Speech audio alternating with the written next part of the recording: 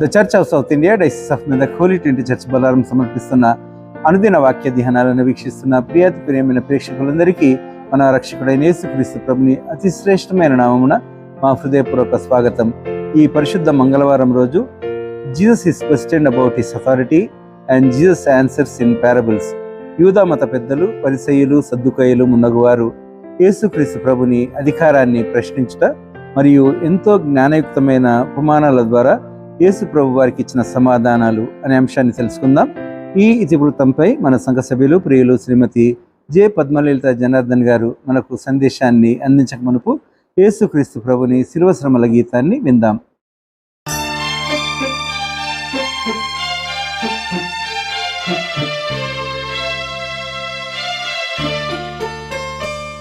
Calvary గిరిపై సిలువ భారం భరించితివా ఓ నా ప్రభువా. కల్వరి గిరిపై సిలువ భారం భరించితివా ఓ నా ప్రభువా. నా పాపముకై నీ రక్తమును సిలువపైన అర్పించితివా. నా పాపముకై నీ రక్తమును సిలువపైన అర్పించితివా.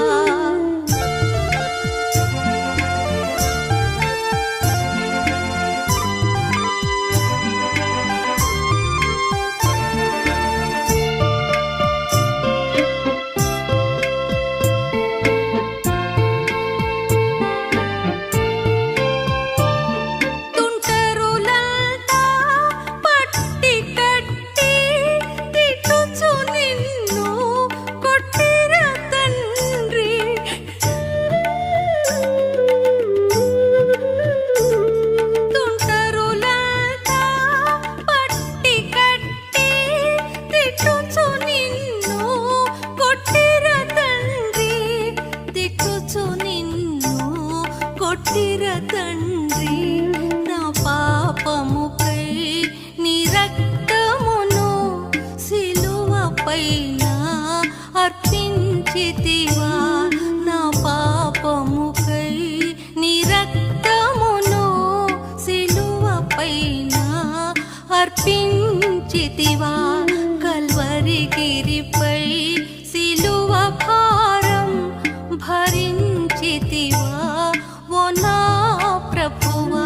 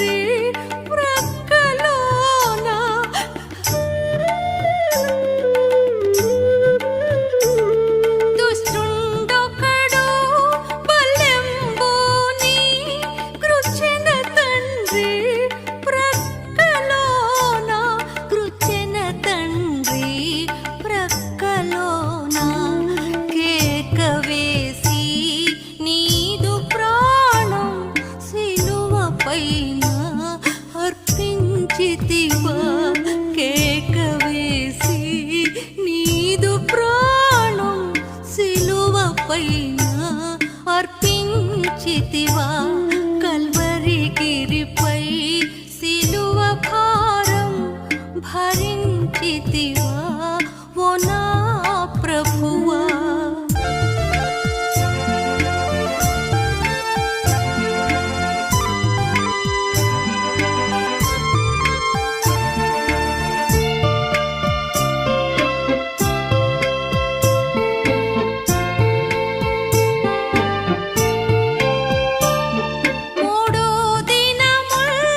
సమాధిలో ముదము తోడా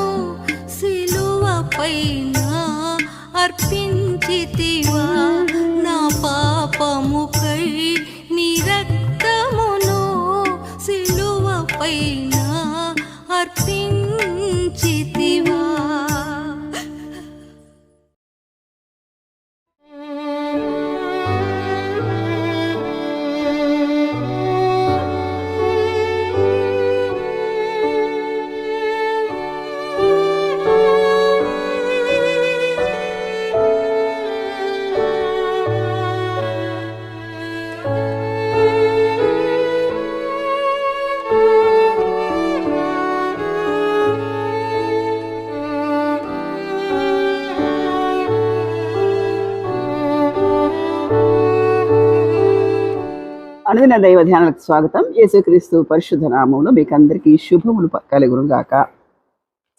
నేటి దిన ధ్యానాంశము ప్రశ్నలు జవాబులు. ప్రార్థన చేసుకుందాం. ప్రేమ నమ్మకం గల ప్రభువా, కృపగల తండ్రి, నీ పాదాలకు వందనాలు, స్తోత్రాలు, కృతజ్ఞతలు. ఈ డైలీ డివోషన్ బట్టి ప్రభువా, అనేకులు నీ వద్ద చేరడానికి సహాయం చేయండి. మేము బలపడటానికి, నీ కృపలో ఎదగటానికి సహాయం చేయమని నజరేయుడైన యేసుక్రీస్తు పరిశుద్ధ నామంలో ప్రార్థన చేసి వేడుకుంటున్నాను పరమ తండ్రి, ఆమేన్. నేడు మనము మట్టల ఆదివారం ఆచరించాం. మట్టల ఆదివారం యేసుక్రీస్తు తన పరిచర్య జీవితాన్ని మొదలుపెట్టిన తర్వాత పరిచర్య జీవితం మొట్టమొదటి రోజు నుండి కూడా అభ్యంతరాలు, ఆటంకాలు పరుస్తూ తన పరిచర్య సాగుతూ వచ్చింది. ఆయన పుట్టినప్పటి నుంచి ఆటంకాలు, అభ్యంతరాలు, తృణీకరాలన్నీ చూస్తుంటాం. ఈ పరిచర్య జీవితానికి వచ్చినాక మట్టల ఆదివారం రోజు జయప్రవేశం చేసినట్టుగా ఉంది, కానీ చాలా వేడుకగా చేసుకుంటాం. తర్వాత ఆ మట్టల ఆదివారం నుంచి వచ్చే ఆదివారం వరకు జరిగే ప్రతిరోజు పరిశుద్ధ వారంగా ప్రకటిస్తాం. ఆ పరిశుద్ధ వారంలో సోమవారం అంజూరపు చెట్టును శపించుట, మంగళవారం నాడు ప్రశ్నలు జవాబులు, బుధవారం మరియా అభిషేకము, గురువారము యేసుక్రీస్తు ఆచరించిన ప్రభు వల్ల కార్యక్రమము, శుక్రవారం రోజు యేసుక్రీస్తును సిలువ వేసిన దినాలు మనం ఆచరిస్తాం. అందులో భాగంగా ప్రశ్నలు జవాబులు. ఎవరు ప్రశ్నించారు, ఎవరు జవాబులు చెప్పారు అనే మాట కొంచెం క్షుణ్ణంగా చూద్దాం. యేసుక్రీస్తు అధికారాన్ని గురించి రాజకీయపరమైన, వేదాంతపరమైన, న్యాయశాస్త్ర సంబంధమైన అనేక ప్రశ్నలు యూదా మత పెద్దలు యేసుక్రీస్తును అడగడం, వాటికి దేవుడు సమయోచితంగా సమాధానం ఇవ్వడము మంగళవారం జరిగిన ప్రధాన ఘట్టాలు. ఎవరి శాస్త్రులు, పరిసయ్యులు, సద్దూకైలు, జెలోతీలు, హేరోదీయులు అని 5 తెగల వారు ఉన్నారు. వీళ్ళు బబులోన్ చెరపట్టిన తర్వాత వీళ్ళు విడిపోయి ఆయా స్థలాల్లో ఉన్నారు. వీళ్ళు కూడా ఇశ్రాయేలీలే. శాస్త్రులు, పరిసయ్యులు, సద్దూకైలు, జెలోతీయులు వీరు అడిగిన ప్రశ్నలు ఎలాంటి ప్రశ్నలు అడిగారు యేసుక్రీస్తును? మొట్టమొదటి ప్రశ్న అధికారిక ప్రశ్న, రెండవ ప్రశ్న రాజకీయ ప్రశ్న, మూడవ ప్రశ్న వేదాంతపరమైన ప్రశ్న, నాలుగవ ప్రశ్న తర్క సంబంధమైన ప్రశ్న, ఐదవ ప్రశ్న యేసుక్రీస్తు కౌంటర్ క్వశ్చన్ అడిగాడు అనమాట. ఈ 5 నుంచి కొంచెం డీటెయిల్గా కాకుండా సంక్షిప్తంగా చూసుకుందాం. అధికారిక ప్రశ్న మార్కు సువార్త 11వ అధ్యాయం 27వ వచనం నుండి 33 వరకు చూద్దాం. వారు యెరూషలేముకు తిరిగి వచ్చి ఆయన దేవాలయంలో తిరుగుచుండగా ప్రధాన యాజకులను, శాస్త్రులను, పెద్దలను ఆయన యొద్దకు వచ్చి, నీవు ఏ అధికారం వల్ల ఈ కార్యములు చేయిస్తున్నావు? ఏ అధికారం వల్ల ఏం కార్యం చేశాడు? ఆయన యెరూషలేము మందిరానికి వచ్చి గువ్వలమ్ము వారి బలలని పడద్రోసి అక్కడ జరుగుతున్న క్రయ విక్రయాల్ని వాటి దేవుడు ఏం చేశాడంటే దాన్ని ఖండించాడు. దానికి ఎలా చేశాడు, ఏం అధికారం అని అడుగుతున్నమాట. దేవుడు ఏం అడిగారు వీళ్ళు? అధికారాన్ని ఏ అధికారంతో చేశామంటాడు. దేవుడు అక్కడ ఉన్న దేవాలయాన్ని, యెరూషలేము దేవాలయాన్ని శుభ్రం చేస్తూ ఏం చేశాడంటే అక్కడ పశువులను వెళ్ళగొట్టడం వలన మొదలైందనమాట ఈ ప్రశ్న. ప్రధాన యాజకులు సహింపలేకపోయినారు ఇది.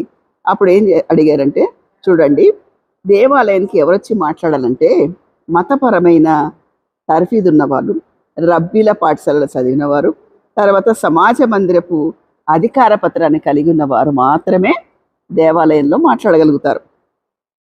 రబ్బీల పాఠశాలలో చదవాలా, సమాజ మందిరపు అధికార పత్రాన్ని కలిగి ఉండాలి. అచ్చి వారికి మాత్రం అర్హత ఉంటుంది. అయితే ఈ ప్రశ్నకు యేసయ్య మరో ప్రశ్న ఎదురుగా సంధించాడు.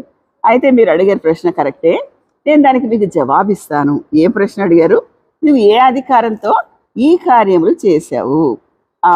అంతకుముందు మట్టల ఆదివారం రోజు చేసిన కార్యక్రమాలన్నింటినీ వీళ్ళు నిలదీసి అడిగారన్నమాట. ఈ ప్రశ్నకు యేసు మరొక ప్రశ్న అడిగారు. యోహాను బాప్తిసము పరలోక సంబంధమైందా, లేకపోతే ఎలాంటిది అని అడిగాడు. అయితే యూదులు యోహాను ప్రవక్తగా అంగీకరించారు. అంటే ఆయన ద్వారా బాప్తిసం పొందిన యేసుక్రీస్తును కూడా వాళ్ళు ప్రవక్తగా అంగీకరించారు. కాబట్టి ఏమనుకుంటున్నారు వీళ్ళు? పరలోకం నుండి వచ్చింది అని అంటే ఒక కష్టం. ఏ అధికారంతో యేసుక్రీస్తుకు బాప్తిసం ఇచ్చాడు యోహాను అంటే ఆయన ప్రవక్త కాబట్టి బాప్తిసం ఇచ్చి యోహాను యేసుక్రీస్తుకు బాప్తిసం ఇచ్చాడు. పరలోకం నుండి అధికారం పొందినట్లే అవుతుంది కనుక ఏం చేశారంటే దానికి జవాబు మాకు తెలియదు అన్నారు. ఆయనకు జవాబు తెలియదు అన్నారు. ఇక్కడ చూడండి, మనుషుల వల్ల కలిగిందని చెప్పుదుమా అని తమలో తాము ఆలోచించుకొని వారు అందరు యోహాను నిజంగా ప్రవక్త అని ఎంచిరి గనక ప్రజలకు భయపడి ఆ సంగతి మాకు తెలియదని యేసుకు ఉత్తరం ఇచ్చిరి. అందుకు యేసు, ఏ అధికారం వలన ఈ కార్యము చేసిన అదియు నేను మీతో చెప్పను. నేను నా ప్రశ్నకి జవాబు చెప్పలేదు కాబట్టి నేను మీ ప్రశ్నకు కూడా జవాబు చెప్పను అంటున్నాడు. అంటే ఏంటి? అధికారం ప్రశ్నిస్తే ఆయన జవాబు చక్కగా సమయోచితంగా చెప్పాడు. దానికి 2 ఉపమానాలు కూడా చెప్పారు. ఒకటి, దుర్మార్గమైన ద్రాక్ష తోట గుత్తదారులు, మత్తయి సువార్తలో ఉందండి. తర్వాత ఇంకొక ప్రశ్న, పెండ్లి విందు గురించింది కూడా చెప్తాడు. ఆ పారబుల్స్ ఉపమానాలు చెప్తూ ఉంటాడు అనమాట. తర్వాత 2వ ప్రశ్న రాజకీయ ప్రశ్న, మత్తయి సువార్త 22వ అధ్యాయము, తర్వాత మార్కు సువార్త 12, 13 నుంచి 17. ఇది చూద్దామండి. మత్తయి సువార్త, మార్కు సువార్త 12వ అధ్యాయం 13 నుంచి 17 వరకు. వారు మాటలలో ఆయనను చిక్కుపరచవలని పరిసయ్యులను హేరోదీయులను కొందరిని ఆయన యొద్దకు పంపిరి. వారు వచ్చి, బోధకుడా, నీవు సత్యవంతుడవు, నీవు ఎవరిని లక్ష్యపెట్టని వాడవని మేము ఎరుగుదము. నీవు మోమాటం లేని వాడవై దేవుని మార్గం సత్యముగా బోధించువాడవు. కైసరుకు పన్నించడం న్యాయం కాదా? ఇచ్చేదమా ఇయ్యకుందమా అని ఆయనను అడిగిరి. ఆయన వారి వేషధారను ఎరిగి, వారు నన్ను ఎందుకు శోధించుచున్నారు? ఒక దేనారం నా ఎద్దకు తెచ్చి చూపుడని వారితో చెప్పాను. వారు తెచ్చిరి. ఆయన ఈ రూపమును పైవ్రాతవి ఎవరివని అడగగా వారు కైసరివి అని. అందుకు యేసు, కైసరివి కైసరివి, దేవునివి దేవునివి. ఎంత చక్కగా చెప్పాడండి. ఒక దేనారం తీసుకురా. ఏమైనా ఫస్ట్ ఏం అడుగుతున్నాడంటే, నువ్వు సత్యవంతుడవు, ఇది అంగీకరించారు. తర్వాత నువ్వు ఎవరిని లక్ష్య పెట్టవు, అంటే నువ్వు నిజాయితీపరుడివి కనుక నువ్వు ఎవరి లక్ష్య పెట్టవు అంటే కేర్లెస్ అని కాదండి, అంటే తను నీతిపరుడు గనక ఆ మాట అడుగుతున్నాడు. నీవు ఎవరిని లక్ష్య పెట్టవు అని మేము ఎరుగుదుము. నువ్వు మోమాటం లేనివాడు, ఉన్నట్టుగా మాట్లాడేవాడు. కాబట్టి ఒక మాట చెప్పండి, కైసరుకు పన్నించడం న్యాయమా ఇయ్యకుందుమా అంటే అప్పుడు ఒక దేనారం, ఒక కాయిన్ తీసుకున్నాడు. తీసుకొని ఏమంటుండంటే, ఈ రూపం పైవ్రాత ఎవరి అని అడగగా కైసరివని. అందుకు యేసు, కైసరివి కైసరుకు, అంటే గవర్నమెంట్కి చెల్లించాల్సిన పన్ను గవర్నమెంట్కి, రోడ్ ట్యాక్స్, ప్రాపర్టీ ట్యాక్స్, ఏమేమైతే ట్యాక్సెస్ ఉంటాయో అది గవర్నమెంట్కి చెల్లించాలా. గవర్నమెంట్ కూడా అందరిలాగా మనం కూడా పౌరులమే, గవర్నమెంట్కి మనము అధికారానికి లోబడి ఉండాలా. తర్వాత ఇంకొకటి ఏంటంటే, దేవునికి ఇవ్వాల్సిందంటే దేవుని నీ ఎడల చేసిన కృతజ్ఞతకు, దేవుని నీ ఎడల చేసిన మేళ్లకు ఉపకారాలకు కృతజ్ఞత చెల్లించాలా, స్వేచ్ఛార్పణలు అర్పించాలా, తర్వాత కానుకలను అర్పించాలా. దేవుడికి ఇవ్వాలా, తర్వాత గవర్నమెంట్కి కూడా గవర్నమెంట్కి ఇవ్వాలా. గవర్నమెంట్కు ఇయ్యకూడదని చెప్తాడేమో అని ఆశపడ్డారు, కానీ వాళ్ళ ఆశ భంగమైంది. మొదటిది అధికారాన్ని గురించిన ప్రశ్న, రెండవది రాజకీయ ప్రశ్న, తర్వాత ఇంకొక ప్రశ్న ఏంటంటే వేదాంతపరమైన ప్రశ్న. రోమాపరత్వం విషయం చేతైతే యూదా మతములో విషయంలో అయినా కూడా ఎలాంటి జవాబిస్తారు. మతాన్ని ఒకవేళ ధిక్కరిస్తే ఎక్కడైనా ఉద్దేశం ఏంటి? చిక్కు పడగొట్టాలా, చిక్కించుకోవాలి ఆయన, అంటే మాటల చేత ఎక్కడైనా తప్పు దొరుకుతుందేమో అని ఆయన నేరస్థాపన చేయడానికి చాలా వెతుక్కుంటూ వచ్చారు. కాబట్టి ఇక్కడ ఆయన ప్రశ్నకు జవాబు సరిగ్గా దొరికింది. మూడో ప్రశ్న వేదాంతపరమైన ప్రశ్న. మార్కు సువార్త 12వ అధ్యాయం 18 నుంచి 27 వరకు. మార్కు సువార్త 12వ అధ్యాయం 18 నుంచి చూడండి. పునరుద్ధానం లేదని చెప్పేది సద్దూకయ్యులు అతని యొద్దకు వచ్చి, బోధకుడా, తన భార్య బ్రతికి ఉండగా ఒకడు పిల్లలు లేక చనిపోయిన ఎడల. ఇది పునరుద్ధానం నమ్మని తెగ అడుగుతున్నమాట. వాళ్ళు పునరుద్ధానం కానీ, దూతలు ఉన్నారని కానీ, మరణం తర్వాత జీవితం ఉందని కానీ నమ్మని వారు. ఎవరు వీళ్ళు? సద్దూకయ్యులు. ఏంటంటే వీళ్ళది మరణాంతరం జీవితం ఉంటుందని నమ్మరు. అలాంటి వాళ్ళు అడుగుతున్నారు అనమాట. ఎలాగా? వాళ్ళు దేవదూతలను అంగీకరించరు, కానీ ఒక అతను ఆ భార్య చనిపోయిన తర్వాత వరుసగా 7 వాళ్ళ అన్నదమ్ములు పెళ్లి చేసుకుంటారు. ఎవరికీ పిల్లలు కలగరు. ఆ స్త్రీ కూడా చనిపోతుంది. 7 పిల్లలు లేకపోతే చివరకు ఆమె కూడా చనిపోయింది. మార్కు సువార్త 12వ అధ్యాయం 24వ వచనంలో ఒక మాట ఉంటుంది, మీరు లేఖనములను కానీ దేవుని శక్తిని కానీ ఎరగక పోవుట వలనే పొరబడుచున్నారు. ఇది నాటికి నేటికి హెచ్చరిక. ఆనాడు ఉన్న యూదులకు, ఆనాడు ప్రశ్నించిన సద్దూకయ్యులకు, హేరోదీయులకు మాత్రమే కాదండి. ఏంటంటే మీరు లేఖనంలో పరిశీలిస్తే, మీరు దేవుని శక్తిని ఆశ్రయిస్తే ఇలాంటి జవాబులు, ఇలాంటి ప్రశ్నలు వెయ్యరు అంటున్నాడు దేవుడు. అంటే అక్కడ ఒక హెచ్చరిక చేశాడనమాట. నేడు కూడా మనము దేవుని శక్తిని ఆశ్రయించకుండా, లేఖనాన్ని పరిశోధించకుండా కొన్నిసార్లు మన ప్రశ్నలు వస్తాయి. ఒకసారి ప్రశ్న వచ్చిందంటే 2 కారణాలు. జాగ్రత్తగా చదివితే అర్థం కాకపోతే ప్రశ్నలు రావచ్చు. కొన్నిసార్లు ఆ దేవుని శక్తిని ఎరగకపోతే కూడా వస్తాయని ఇందులో మనకు తెలిసింది. ఇది ఒక హెచ్చరిక. వారు మృతులలో నుండి లేచినప్పుడు పెళ్లి చేసుకొనరు, పెళ్లికి ఇయ్యబడరు కానీ పరలోకమందున దూతల వలె ఉందరు. అయితే సద్దుకైలు మీరు నమ్మరని ఏం చెప్పలేదు, కానీ మీరు లేఖనాన్ని పరిశీలించలేదు. కాబట్టి ఈ దేవుడు ఎలాంటి దేవుడు అంటే ఆయన సజీవులకును మృతులకును దేవుడు. ఆయన మత్తయి సువార్త 22వ అధ్యాయము 33వ వచనం. మత్తయి సువార్త 22వ అధ్యాయము 33వ వచనం. అది చాలా చోట్ల కూడా ఉంది.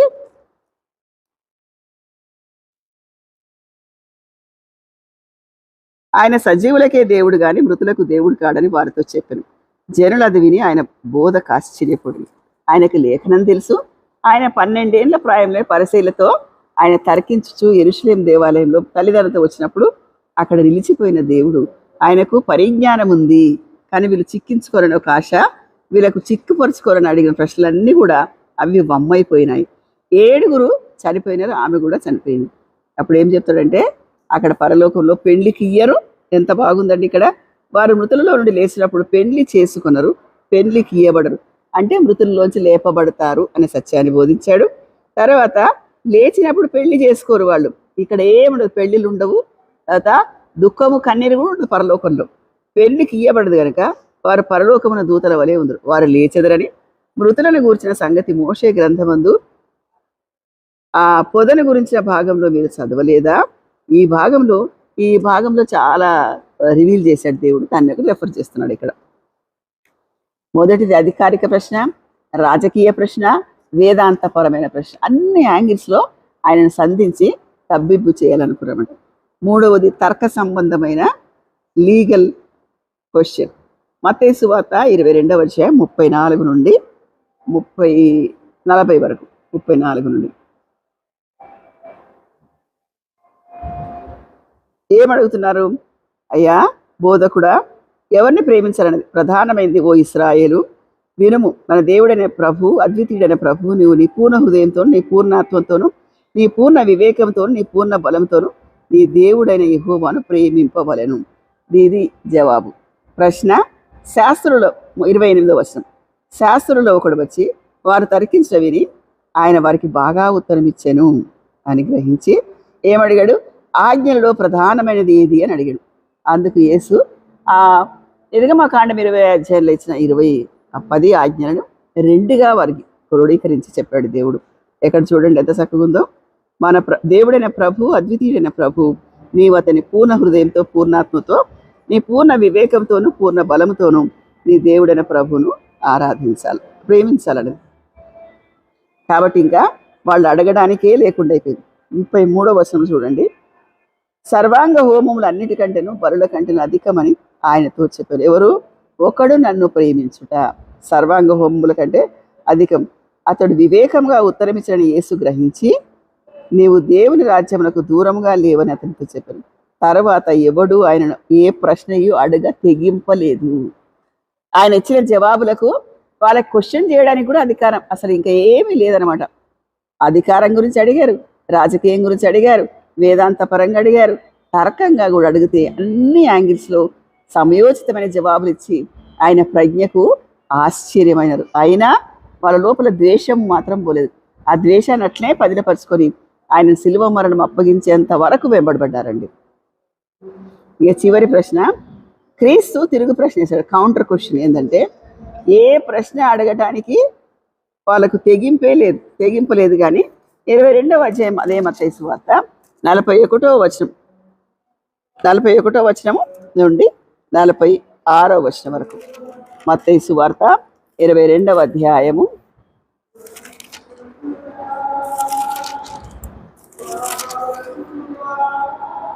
41వ వచనం నుండి 46వ వచనం వరకు. ఒకప్పుడు పరిసయ్యులు కూడి ఉండగా యేసు వారిని చూసి, క్రీస్తుని గురించి మీకు ఏమి తోచుతున్నది? ఆయన ఎవని కుమారుడని అడిగారు. వారు ఆయన దావీదు కుమారుడని చెప్పి. అందుకు ఆయన, అలాగైతే ఎంత చక్కగా ఉందండి. ఏ ప్రశ్న అడగటానికి లేని వాళ్ళని అడిగించి ఆయన దావీదు కుమారుడని ఆయన ఒప్పించగలిగాడు. యేసుక్రీస్తును చిక్కుపరచాలని వచ్చిన వారందరూ కూడా ఆయన పరిశుద్ధాత్మ చేత నడిపించబడి ఇచ్చిన ఉత్తరాలకి జవాబులకి ఆశ్చర్యచకితులై ఆశ్చర్యమే వాళ్ళలో చోటు చేసుకుంది, కానీ పగ ద్వేషం మాత్రం పోలేదండి.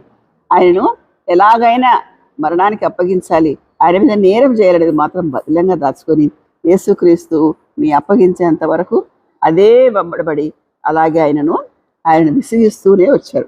ప్రశ్నల చేత కాకపోతే మాటల చేత రకరకాలుగా ఆయన చేశాడు. ఈ ప్రశ్నించిన వారందరూ కూడా వాళ్ళకు 5 తెగలవారు: శాస్త్రులు, పరిసయ్యులు, సద్దూకయ్యులు, జలోతీయులు, హెరోదీయులు. అధికారిక ప్రశ్నకు జవాబిచ్చాడు, రాజకీయపరమైన ప్రశ్నకు జవాబిచ్చాడు, వేదాంతపరమైన ప్రశ్నకు జవాబిచ్చాడు, తర్కానికి సంబంధించిన దానికి జవాబిచ్చాడు. తిరిగి ఆయన ప్రశ్న అడిగి ఆయన దేవుడు, ఆయన దైవము అని ఆయన నోటి చేతనే రుజువు తీసుకొని అక్కడికి ఆ దినాన్ని ముగించాడు. కాబట్టి ప్రతి సంవత్సరం మనం వింటూ ఉంటాం. ఇందులో దేవుడు మనతో మాట్లాడింది, మనం అప్లై చేసుకున్నది ఏంటంటే దేవుని శక్తిని ఎరగాలి, లేఖనాల్ని తెలుసుకోవాలి, లేఖనాల్ని పొరపాటుగా అర్థం చేసుకోవద్దు. తర్వాత చాలా ఉపమానాలు ఉంటాయి అందులో. తర్వాత గుత్తదారులది, దుర్మార్గపు ద్రాక్ష తోట యజమాని గురించి చాలాసార్లు మనం విన్నాం కాబట్టి ఇప్పుడు ప్రస్తావించట్లేదు. అందులో కూడా యేసుక్రీస్తు ఛాయలు, ప్రత్యక్షతలు కనిపిస్తాయి. కాబట్టి ఈరోజు దీవెనలని దేవుడు మనకు దయచేయాలని, ఇందులోని మర్మాలు తెలుసుకోవడమే కాకుండా కేవలం అది పాఠ్యంగా కాకుండా మన జీవితాలకు ఎంత అప్లై చేసుకుంటాం, మన జీవితాన్ని ఏ కోణంలో మనం సరి చేసుకోవాలని ఆ కోణం గుండా ఆలోచించి దీవెనలు పొందాలని యేసుక్రీస్తు పేరట మిమ్మల్ని అందరినీ కోరుతూ ముగిస్తున్నాం. దేవుడి మాటలు దీవించుగాక.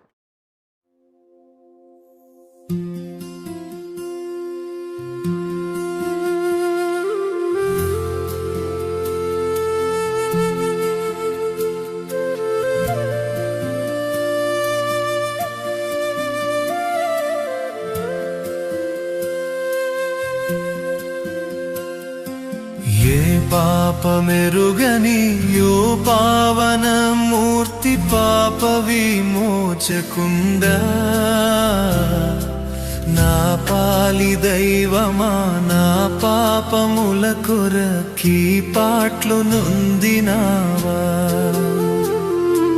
నా పాలి దైవమా నా పాపముల కొరకి పాట్లు నొందినావా.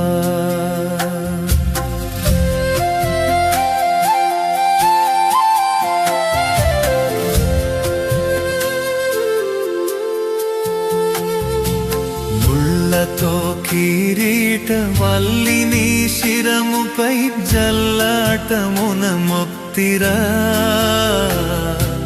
ముళ్ళ పోట్లకు శిరము తల్లడిల్లగ సోమ సిల్లిపోతివ రక్షక, ముళ్ళ పోట్లకు శిరము తల్లడిల్లగ సోమ సిల్లిపోతివ రక్షక.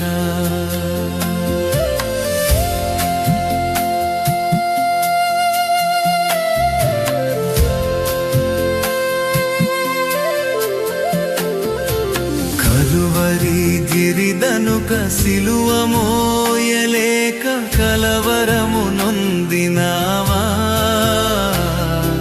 సిలువ నీతో మోయే తులువలు వేరొకని తోడుగా నిచ్చినారా,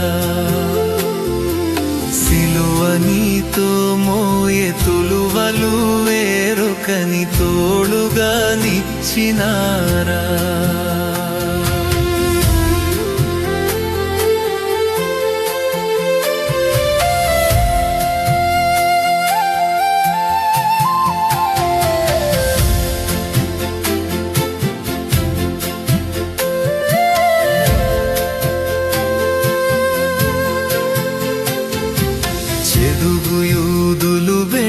పడరాని పాట్లకు సుడివడి నడచినావా, కడకు కల్వరిగిరి కడకేగి సిల్వను గ్రక్కున దించినావా, కడకు కల్వరిగిరి కడకేగి సిల్వను గ్రక్కున దించినావా.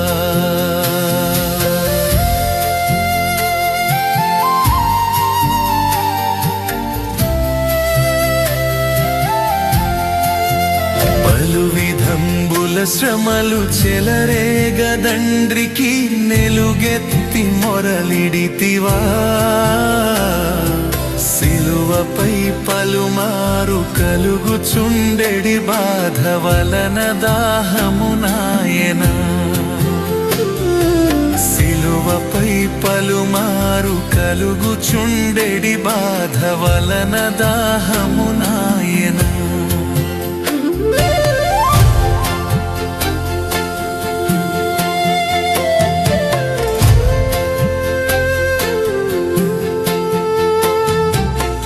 బల్లిదుండగు బంటు బల్లెమున నీ ప్రక్క జిల్లి బడబొడచినాడా ఉల్లోలముల వలె నల్ల నీరుబుకంగ జల్లారెగద కోపము ఉల్లోలముల వలె నల్ల నీరుబుకంగ జల్లారెగద కోపము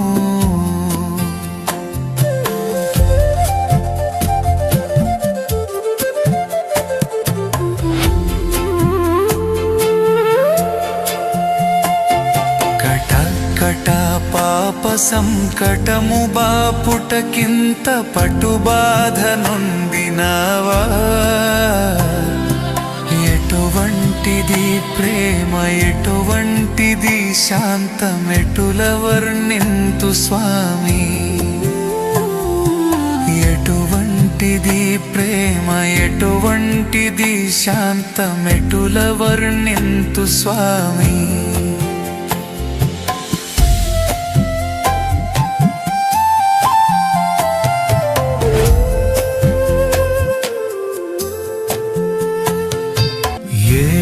పాపమెరుగని యో పావన మూర్తి పాప విమోచకుందా నా పాలి దైవమా నా పాపముల కొరకి పాట్లు నొందినావా నా పాలి దైవమా నా పాపముల కొరకి పాట్లు నొందినావా